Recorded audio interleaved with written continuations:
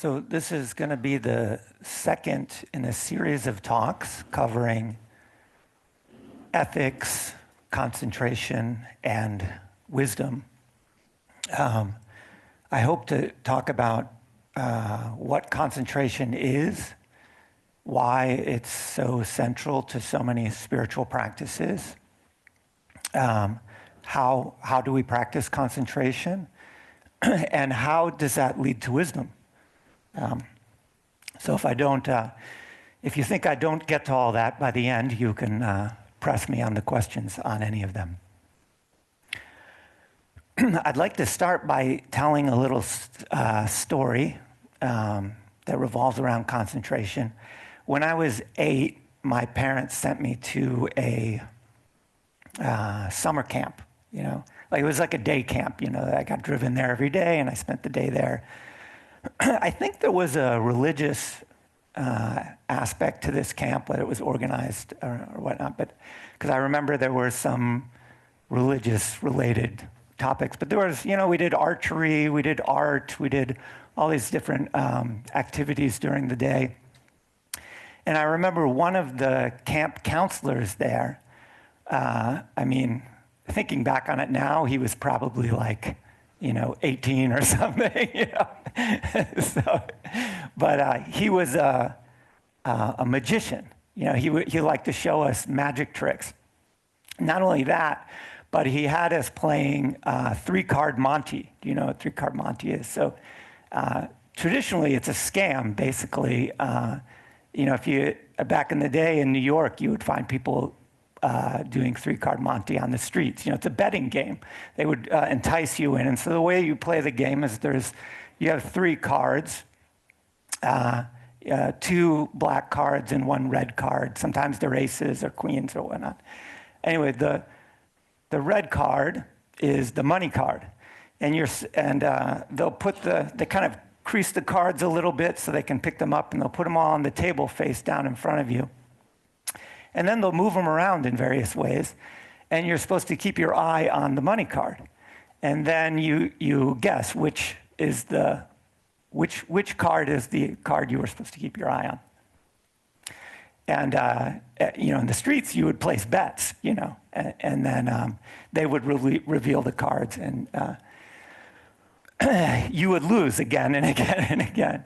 Now, traditionally, this game is done with various forms of sleight of hand, with a few moves. But this guy, I remember, he would move the cards all over the place as if trying to confuse you through sheer speed.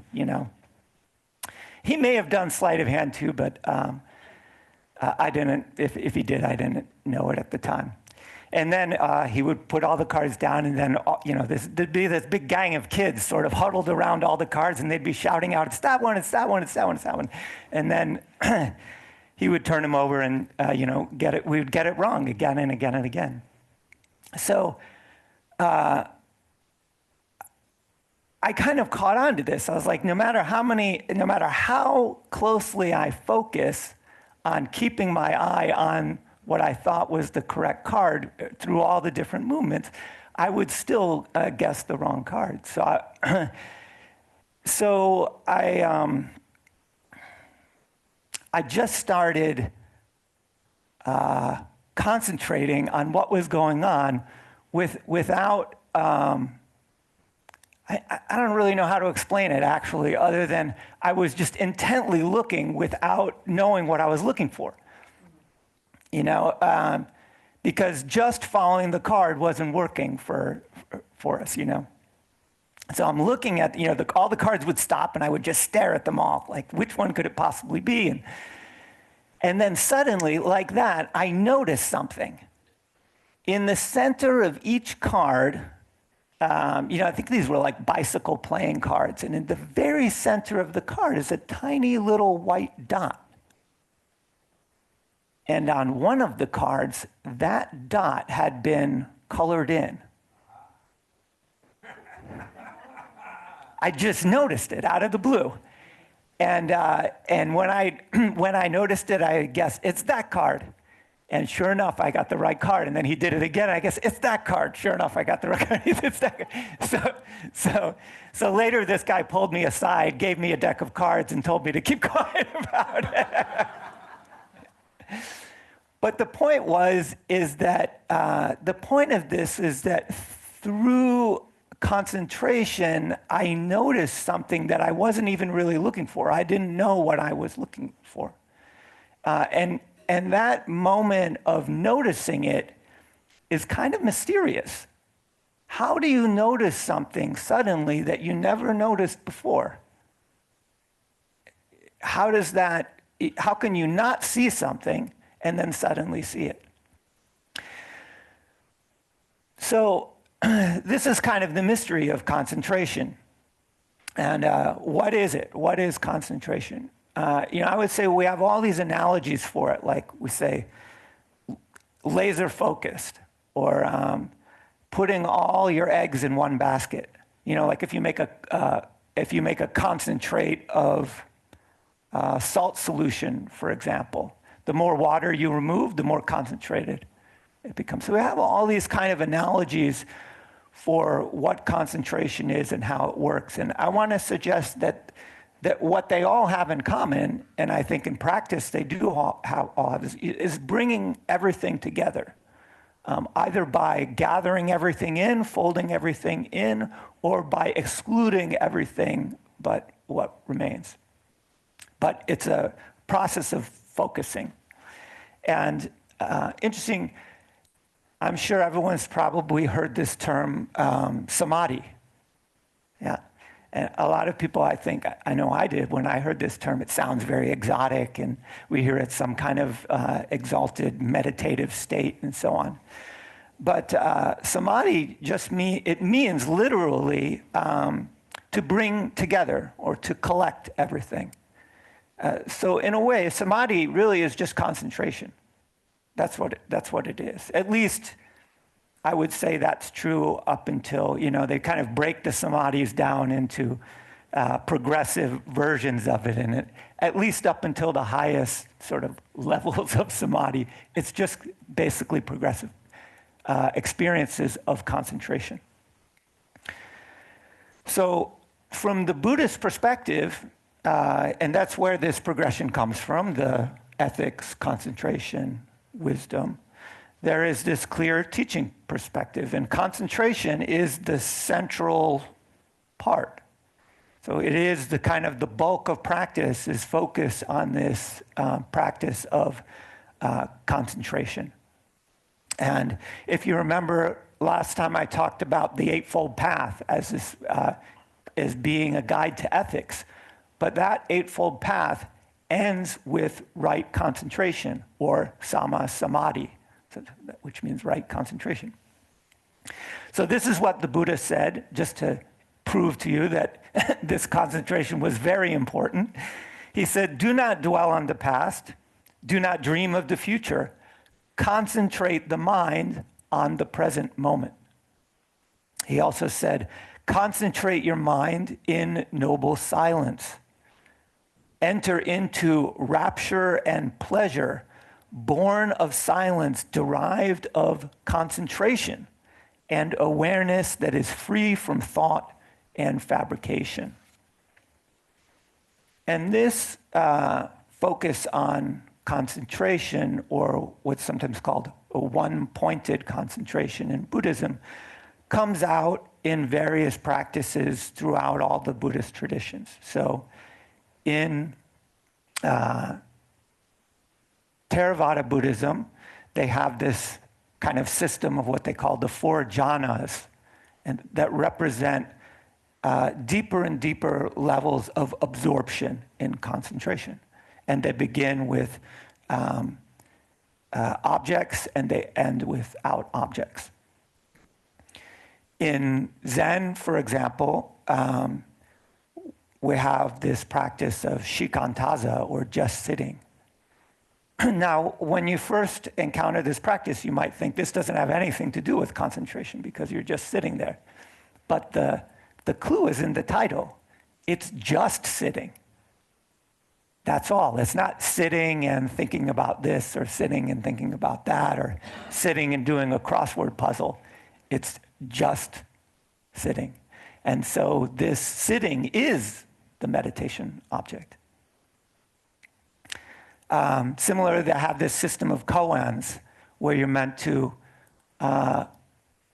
concentrate on coming up with a solution to a kind of riddle-like story. And again, you're supposed to concentrate on it exclusively.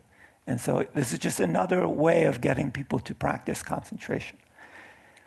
In Vajrayana Buddhism, they have all these complicated practices of various mantras, mudras, visualizations.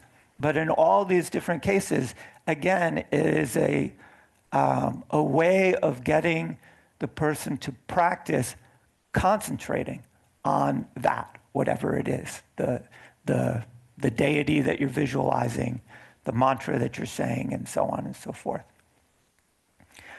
So what's common to all these approaches is this effort in trying to concentrate the mind on a singular point, a singular object.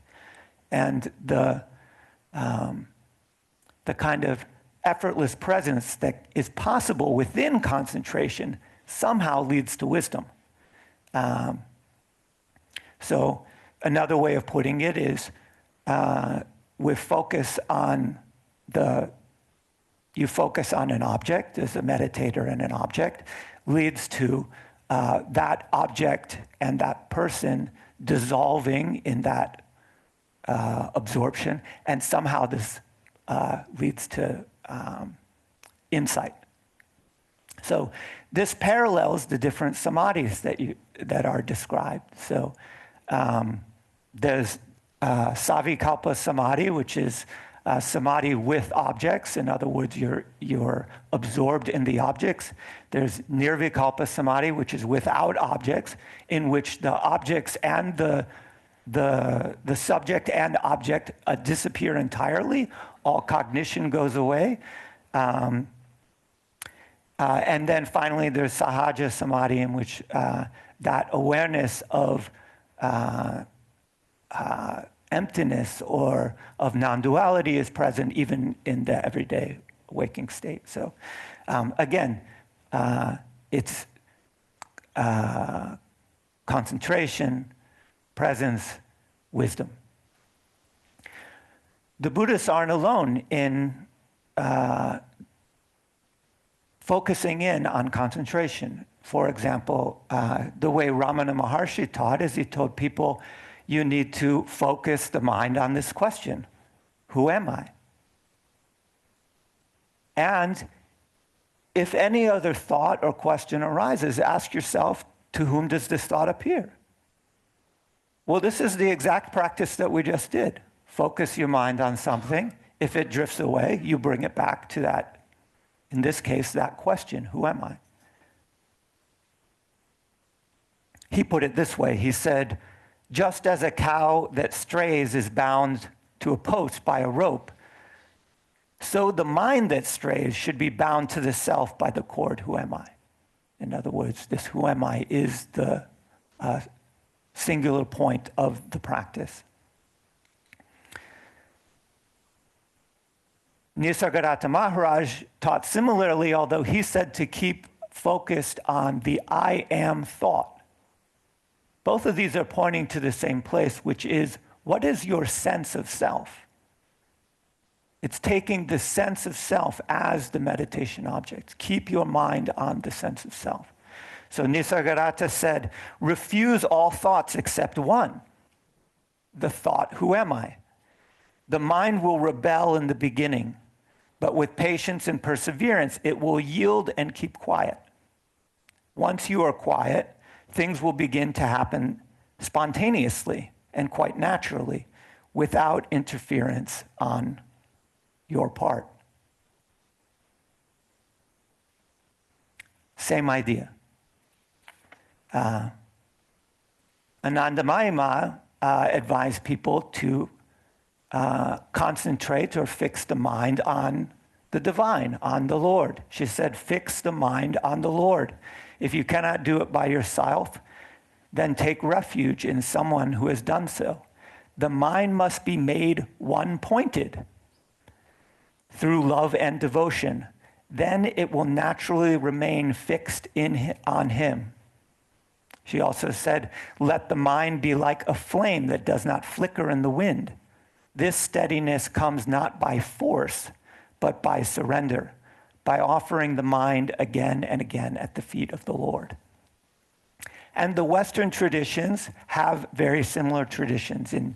In Orthodox Christianity, for example, they have this tradition of Hesychism, which usually focuses on this Jesus prayer, where you repeat it over and over like a mantra, synchronize it with the breath, and so on. There's similar practices in Islam. I'm not familiar with these, but I found a quote that speaks directly to it. Concentration is the key to the secrets of the inward and outward. Without it, the heart remains veiled. That's from a Sultan Bahu, who was a 17th century Sufi saint. So, it's the same practice in many, many different traditions and forms. So how do we do this practice, aside from just focusing on one thing? And I would like to suggest, from a practical standpoint, it's very important to relax. That this concentration doesn't come about through tension or intensity. You know, you can imagine, you've probably all done this. I know I have, and actually you can try it out if you haven't, is try to keep your attention on something through sheer force of will. You know, kind of like just, you know, and you can do it for a little bit, but you'll probably give yourself a headache after a while. If your practice is rooted in tension, you're going to give yourself a headache. And there's another aspect to this too, which is that, you know, Alan Watts in one of his talks said, I've been thinking about this sense of self, and I think I know what it is. And he said that if you lay a person down on the ground and tell them to relax completely, they will have a hard time doing it. They'll relax somewhat, but they won't completely relax unless they fall asleep. You know, so he said this sense of self is tied to sensations of tension in the body. That's, you know, that is the form in the body that we become identified with, is this pattern of tensions. It's shifting around all the time, but there are root tensions in the body and tensions in the mind that you are identifying with and recognize as, oh, that's me. And so people have a kind of reluctance to completely relax while they're awake, because it involves letting go of this sense of self, letting go of these tension patterns that exist in the mind and the body. And so if you're trying to inquire into the nature of self and you're concentrating using mental or physical tension, you're going to get in your own way. And that's why relaxation is pivotal to concentration practice. Now, this relaxation is not just falling asleep. You know, it's not, you know, you don't want to be an overcooked noodle. One of my martial arts teachers used to describe, you know, if you're not just completely, you'll just fall down to the floor and melt, you know. Nor do you want to be an uncooked noodle where you're just completely rigid. You want the noodle cooked just right. You have to be, you have to concentrate al dente. So just right concentration. So when I say relaxation in the context of concentration, What I mean is this kind of 0 point between laxity and excitation. It is in the breath. If you watch your breath, as you inhale, there's a kind of tension that builds up. When the tension gets enough, you have to exhale. And when you exhale, the same thing happens. There's like a compressive tension that builds up. And when that becomes sufficient, it will trigger the inhalation. Somewhere between there is a neutral point in which the pressure, the air pressure inside and outside is completely neutral. That's the kind of neutral point between complete laxity and excitation. Normally, I would say most people are way too tense. And so the focus of practice by necessity has to incorporate some level of relaxation practice. But because we're so tense and our kind of tolerance for different levels of relaxation is fairly narrow usually, if we start to relax the body, a lot of times what happens is we just overshoot and we just end up falling asleep, or we just fall completely into mind-numbing laxity. And so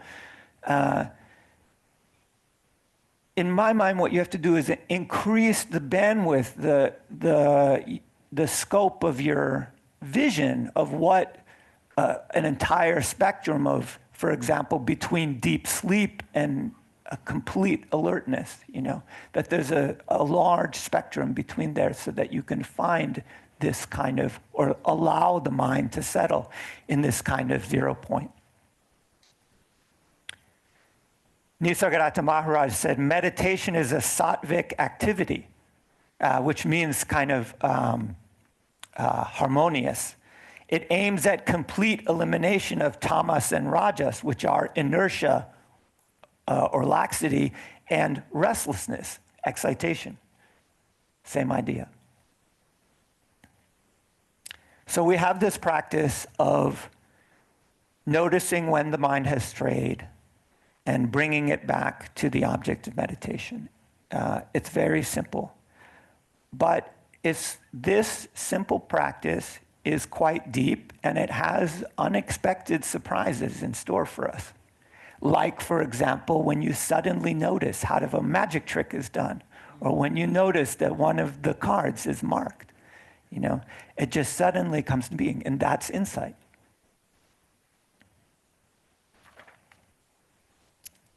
So how does concentration progress if we're doing this practice?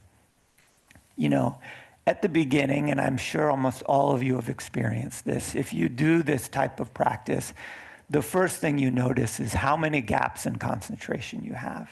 The mind is constantly wandering off. The gaps are innumerable. You can't even keep track of them all, nor do you see them coming. Just, 5 minutes have gone by and you realize you're thinking about what you're going to be doing tomorrow, or what you did earlier, or when is this going to end, and so on.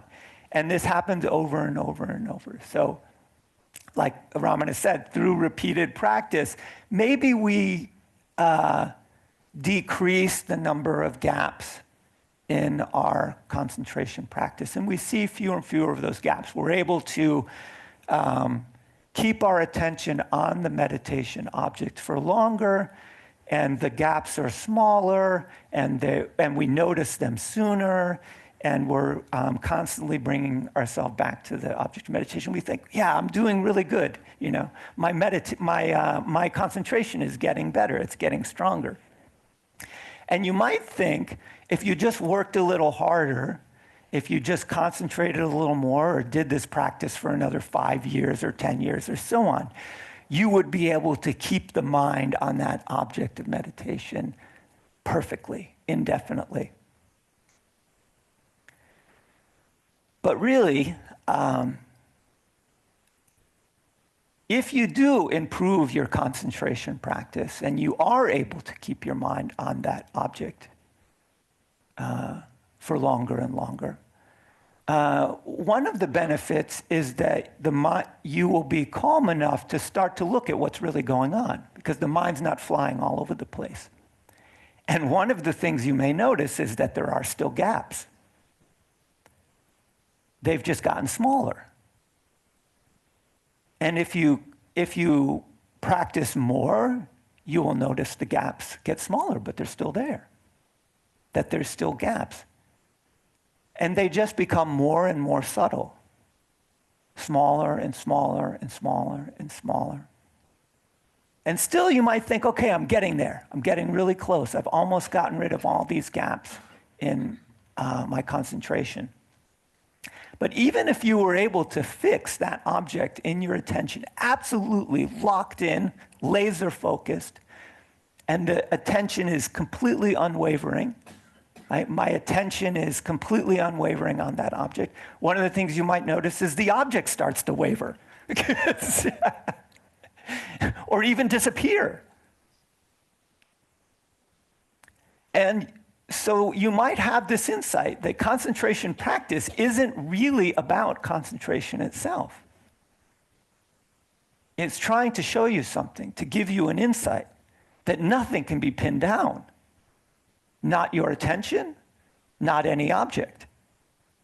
Because no matter how good you get at it, there are still these gaps. And even if you fix the attention, suddenly the object starts to move around. It gets bigger, it gets smaller, all kinds of weird things can happen.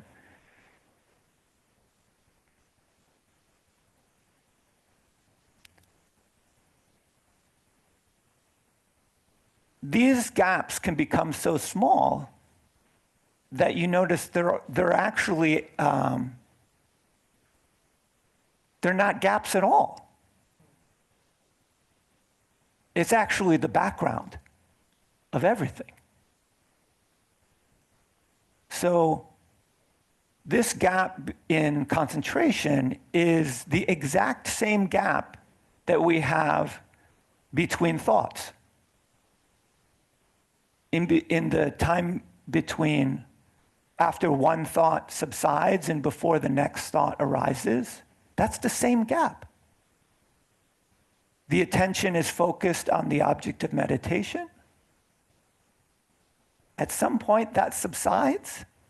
Then you notice the attention is on something else. It's the same thing. It's the same gap. Likewise, when you go to sleep,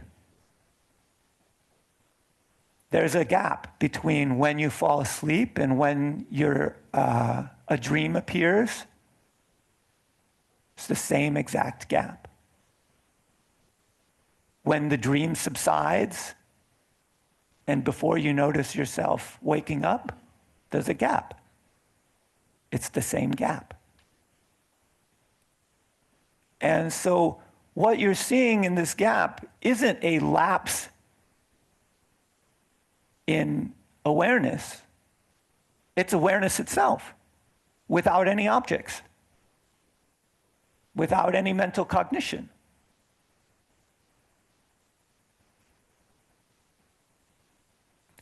You know, because in concentration practice we're told to focus on an object, we think the object is important. And it is, as a focused practice, of course. But we also tend to think the object is real, and the gaps aren't.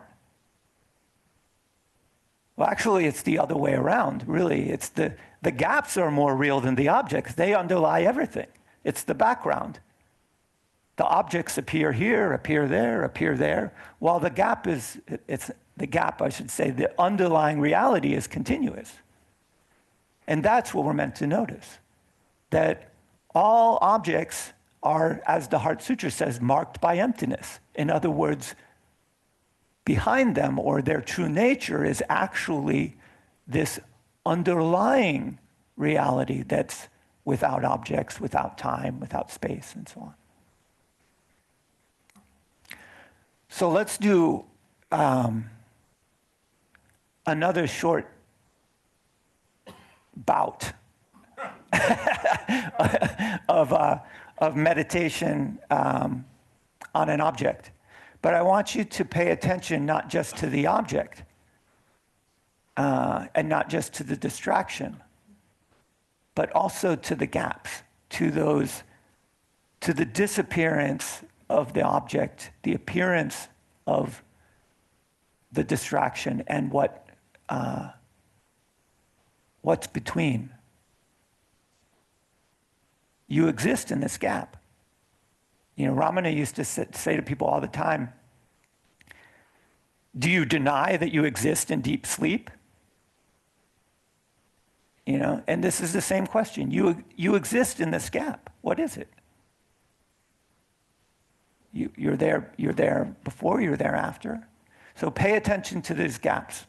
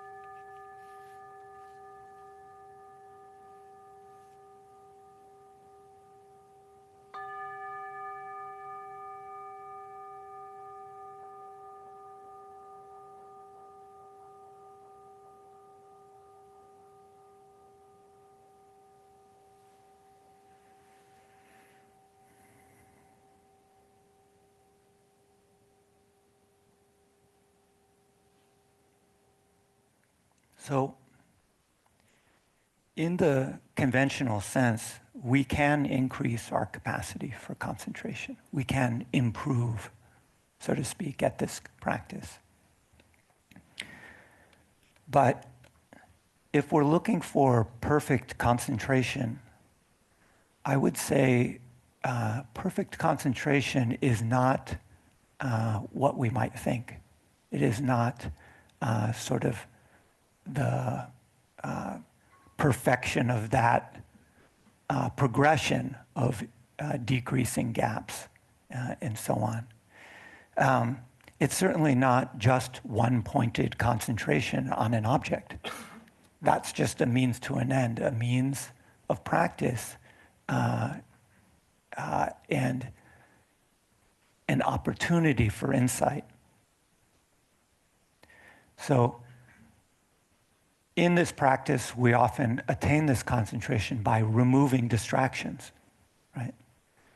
And so if improving concentration is a matter of removing more and more distractions, perfect concentration might arise by the removal of that one object.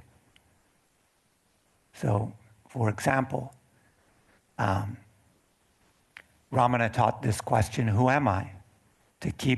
In order to keep the mind focused on the sense of individual self.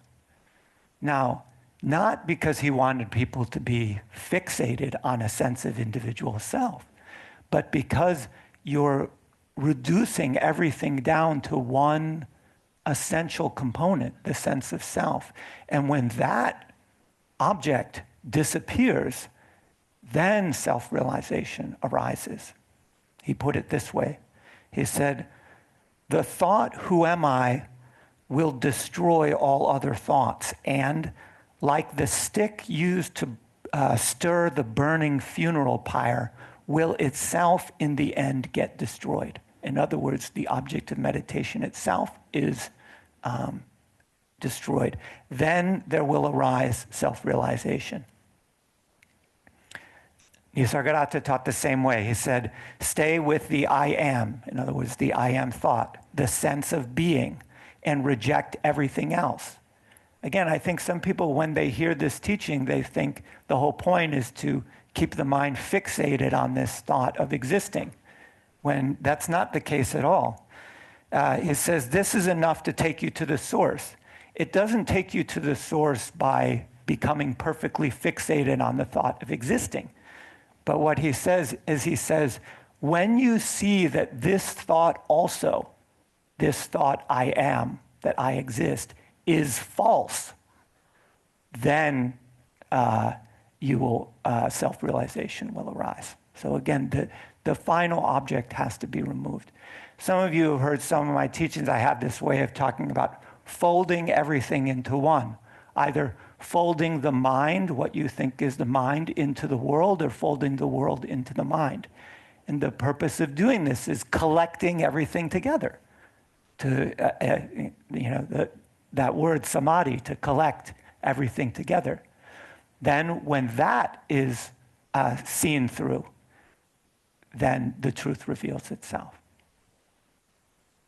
So, another way of saying this is put all your eggs into one basket, put the basket in the basket, then you can get rid of when you get rid of the basket, that's the direction everything is going in. Anandamaya said, whether you chant his name, meditate, or serve others, do it with your whole being. Then concentration will not be something you do, it will be what you are. So perfect concentration is actually non-dual. What you perceive as a subject and an object are unified by this underlying reality. What we call the gap actually is the background of everything. Consciousness without objects, or pure consciousness, or Brahman, and so on.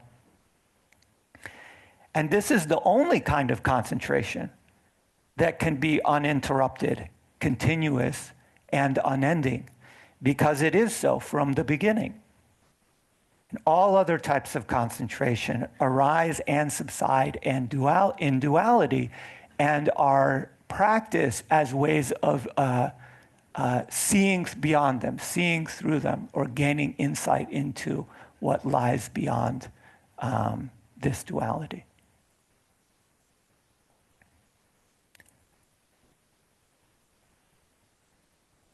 So with that, I'll open it up to questions or discussions or comments. And if I didn't get to any of those topics sufficiently for you, what is concentration?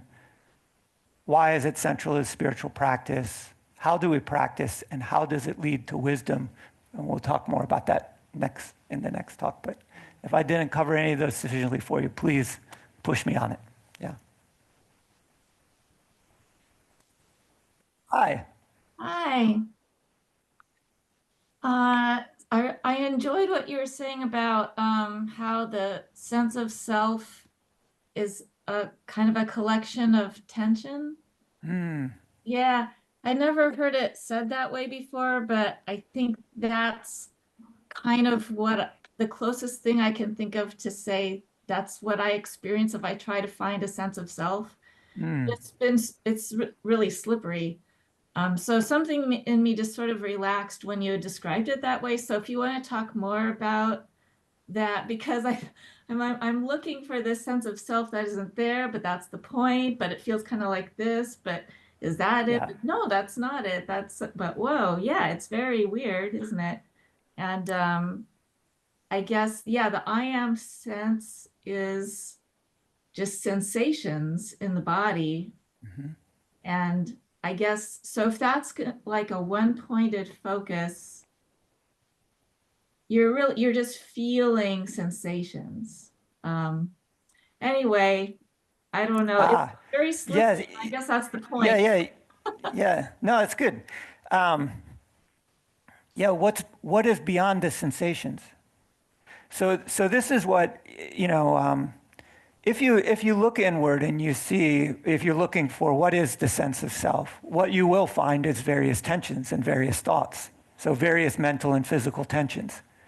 Is that what the self is? Or are they just thoughts, just tensions, and so on? So like in meditation, one practice that's kind of a progression from concentration practice is this practice of noting. So if you're focused on a meditation object and you see that the mind wanders, You note, what is that? You say, oh, well, that's just a thought. That's just a sensation. That's just an emotion. That's just whatever it is, a sight or a sound. And this noting is a way of noting that it isn't the object you're supposed to be paying attention to. And it's also a way of dismissing those things, of removing them from the picture. So if you're looking for the essence of the self, when you look inward and see tension, note that it's just tension. Can that be what you are? And the same goes for any psychological tension or thoughts. Are you your thoughts? Yeah, it's like I don't have a sense of self. Of course, this is where the spiritual path is pointing us all towards, to see. Yes, when you look in, the more and more you look, there's nothing to find except nothing itself, which turns out to be much more profound than we imagine it to be. Because that nothing is the ground, the reality in which all things appear. We may not have recognized it as such because we've been conditioned to think that the objects are real, that the tension is real, that our bodies are real. I guess for me, I guess everyone's also different. So for me, that's a really weird thing to try to focus on because it's not there. So. Yes, it is. It is a weird thing to focus on, and that's why, concentration practice tells us focus on an object, because it gives us a kind of stepping stone beyond. I like to focus on sounds or just sensations in the body as being sensations in the body. That's perfect. Yeah, I feel like if I'm trying to focus on an I am sense, that's just sends me spinning around. I don't know. So. Well, that's why, for example, like Ramana's teaching, who am I? A lot of people who encounter this teaching, they focus on the question. But it's meant to direct the attention inward toward this unfindable sense of self. And so there is a progression there, and so, okay. And it does start with focusing on an object. This concentration practice, focusing on an object or sensations in the body, for example, or sound, this is a great practice. And, and the point of it is that you may have spontaneous insight.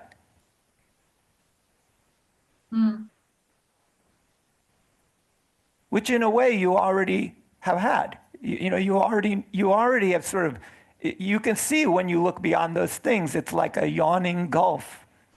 It's like a black hole, There's nothing there. And so that's like a first glimpse of that reality. It's sometimes a scary or disorienting glimpse, which is why sometimes we turn away from it.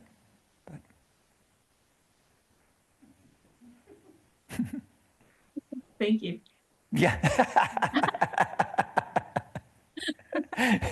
You're welcome. I hope that's helpful.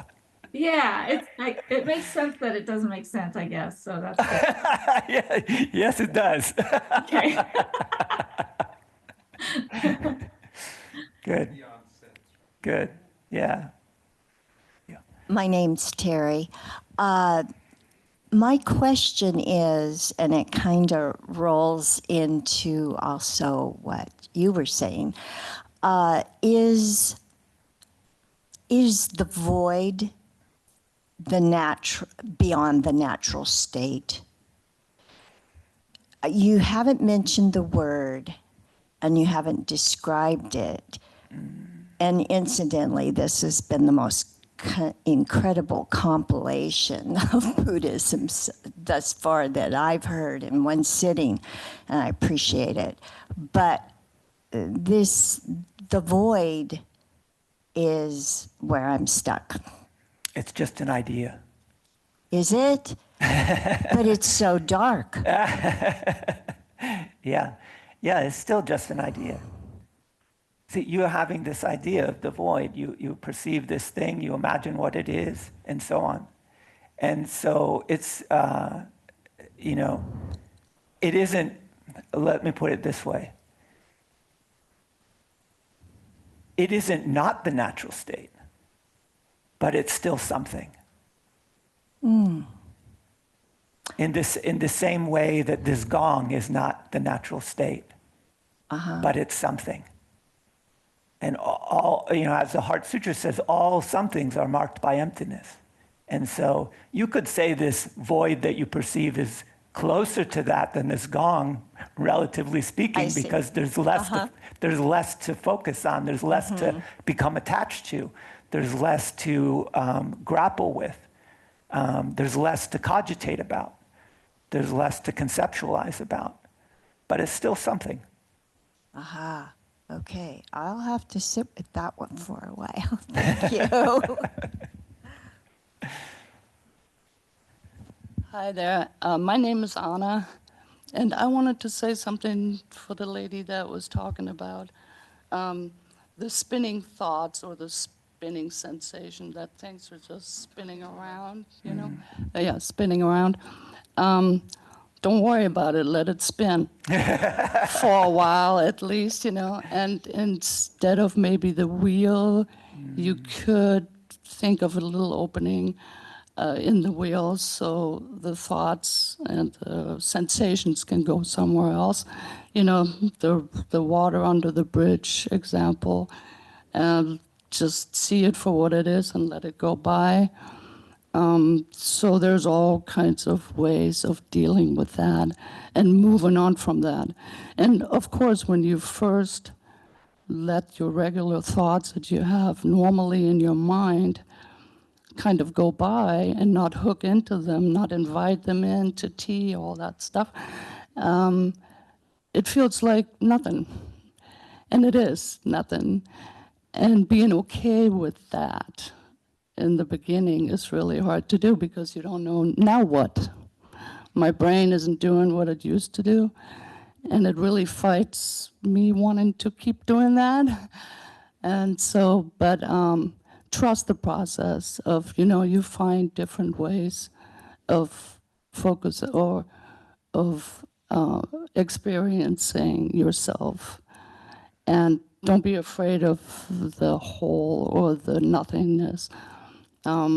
Like tones, music, the pauses between the notes is where it's at. I mean, that makes the music. Dark and light, positive, negative, it's all a dance, so it all goes together. Thank you so much. Yeah, and I will add, great advice. One of the things I sometimes say is, look, when you come to the edge of your mind, usually people turn around and go back. Think, oh, I must have took a wrong turn, And instead of doing that, take a few steps out beyond the mind and start to become comfortable there, which I think is the kind of essence of what this advice is, and I agree with that. Become comfortable with nothing. Just spend a little time there and make friends with the nothing. And it may have surprises in store for you. Yeah. Okay. Yeah. Hello, my name's Laura. If I've been listening correctly, it sounds like you're saying that in concentration, there's two ways to lose the object. One is when you go into the gap, and one is when you get lost in thought. Yeah, that's true. Okay, Yep. and I yeah, I just wanted to clarify that because it seems like going into the gap is really going into a more primary kind of reality. If you fall completely into this gap, this is nirvikalpa samadhi. It's the cessation of thoughts, the cessation of all cognition, and yet you will remain aware. It could be like in sort of to deep sleep. Yeah, this is a profound state, but it's a temporary state. You will come out of it. Ramana used to tell this story about that to point out that nirvikalpa samadhi is a limited state. He told this story about some teacher who was sitting on the banks of the Ganges, and he had an assistant, and he would go into these deep meditative states for days on end. And one day, so he was there, he came out of his meditation, and he asked his assistant to go get him a cup of water from the river. The assistant goes out to get the water, and before he comes back, he goes back into this samadhi, and he's in it for 2 weeks, but completely peaceful, completely gone. After the end of 2 weeks, he comes out of the meditation and starts shouting for his assistant, "Where's my water? Where's my water?" So it is a state that you will go into it and come out of it. And that state is the cessation of thought. So there's no object. And I guess what I wanted to say is that There's no subject either. This is also a thought. That will disappear as well. Yeah. Sometimes when I'm lost in thought, if I'm not aware that I'm lost in thought, it's kind of like I'm asleep. And what's the difference between that kind of sleep and this other one where there's cessation of thought? The difference is you're not aware. So if you can think about, you could think about going into this kind of state as putting the mind and body to sleep while you yourself remains awake.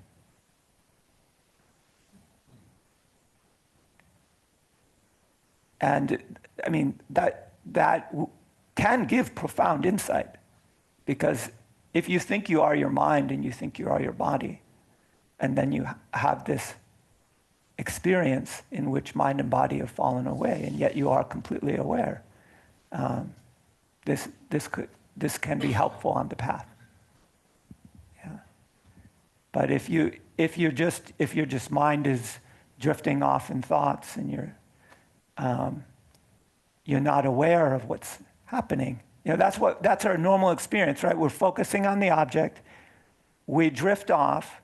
Now, we drift off long before we've noticed we've drifted off, which means our attention is gone, and it's who knows where it's gone before we realize, my mind has wandered.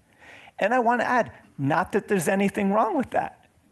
See, you're never not in this natural state, actually, but in order to realize that it's unending, continuous, uninterrupted, that's the purpose of the concentration and the practice, to gain insight into that. And beyond that, also to realize that that actually is what you are.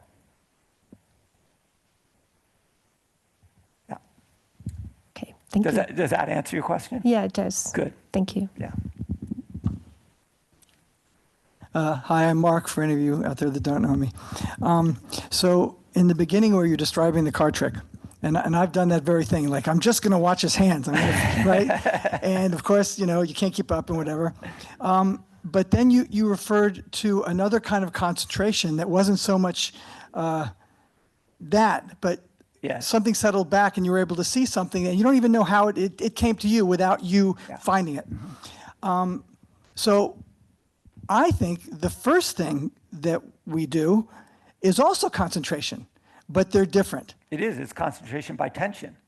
That's exactly okay. That's exactly what I thought you were going to say. But I It's thought you not might say concentration, more but relaxation, yeah. about that, Yeah. because that's also a clue into how to sit with more equanimity and acceptance, is to be attentive to that. I thought you might say more about the process of tension and concentrating through tension versus allowing or whatever.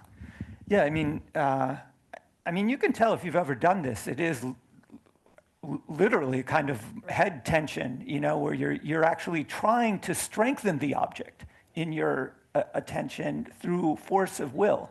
I'm going to focus on it as much as possible. And this is very different than relaxing and opening up. The one gives you a kind of tunnel vision. And again, it strengthens that object as you imagine it in your attention, whereas the other opens up the view and gives the possibility of seeing the object more as it truly is.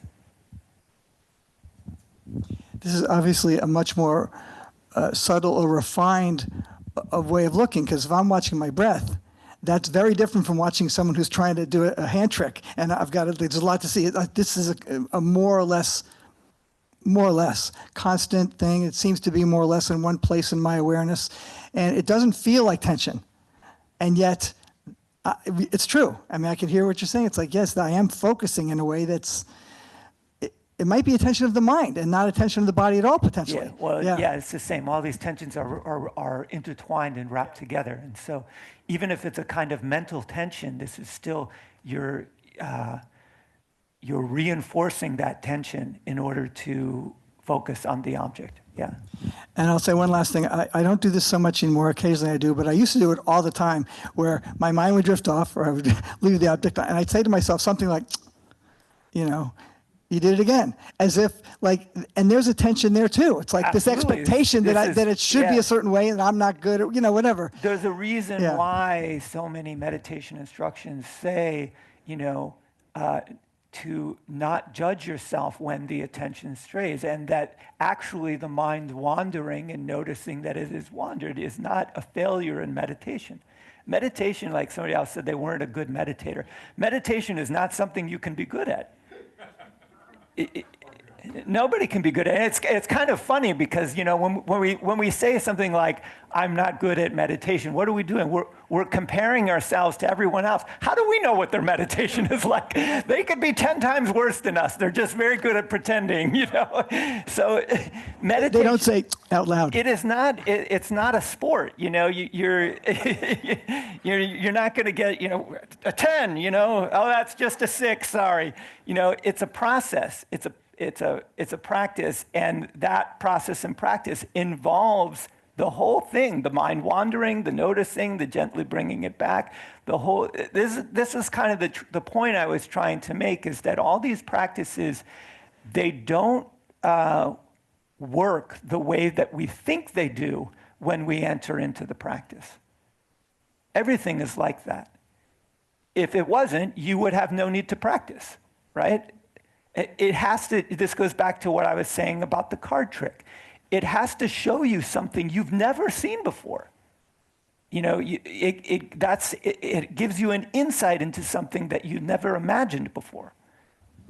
And actually, this is the other thing I was going to say, but I won't say much about it, other than when you said that in the beginning, I thought, well, you've just learned something about something you've never seen before, but partly what we're seeing is what were we seeing all along, and something was in the way of seeing it. So we're also seeing the thing that was blocking, and that's why we couldn't see it.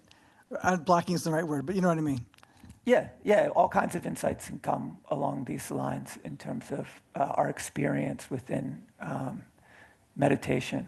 But it's important to realize that we don't know where this path is going when we're on it. If we did, we wouldn't need to be on it. That's why I say sometimes all teachings are a bait and switch. It's not nefarious, I promise you. Joel's laughing up there. You know, you guys are baiting yourselves, you know. So, and I did too as a student. You know, we go into something, we have an idea of what we're going to learn through doing this practice, or I'm going to get good at this thing, or I'm going to become this, and so on. We have this idea, and that there's nothing wrong with that. It's what motivates us to go on to the path. But the reality of what is uncovered through that process, through that path, is not what we imagined at the beginning. And that is as it should be, and thank God it isn't, you know? So, yeah. Excellent way to end. Yeah. Thank you all. Hope you have a lovely week. Are we off next week? Is that okay? So we're off next week, and then and in 2 weeks we'll talk about wisdom. Until then, peace to you all.